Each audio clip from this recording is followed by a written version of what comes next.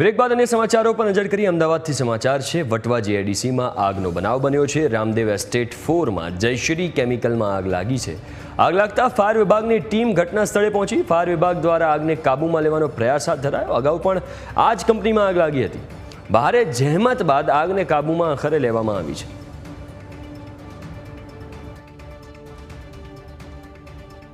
Vatva GIDC phase 4માં ફરી એક વખત આગ લાગવાની ઘટના છે તે બની છે।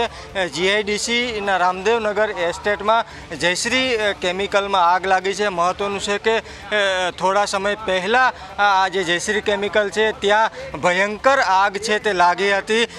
સોલવન્ટ કેમિકલમાં ભયંકર આગ લાગી હતી, ત્યારે ફરી એક વખત આ જે કંપની છે તે કંપનીમાં આગ લાગી છે। ફાયર વિભાગ દ્વારા આગ પર કાબૂ મેળવવાનો પ્રયાસ છે તે કરવામાં આવી રહ્યો છે, પરંતુ આ જે કેમિકલનું ગોડાઉન છે તે ગોડાઉનમાં અગાઉ પણ ભયંકર આગ લાગી હતી, પરંતુ અહીંયા કોઈપણ પ્રકારની કાર્યવાહી છે તે કરવામાં ન આવી। તેના કારણે તમે જોઈ રહ્યો છો કે ફરી એક વખત જે જયશ્રી કેમિકલનું જે ગોડાઉન છે તે ગોડાઉનમાં ફરી એક વખત આગ ભભૂકી ઉઠી છે। હજી પણ આ ગોડાઉનમાં ગેરકાયદેસર કેમિકલનો જથ્થો છે તે સંગ્રહ કરવામાં આવેલો છે, તેના કારણે ફરી એક વખત સંગ્રહ કરાયેલા કેમિકલના જથ્થામાં આગ ફાટી નીકળી હતી।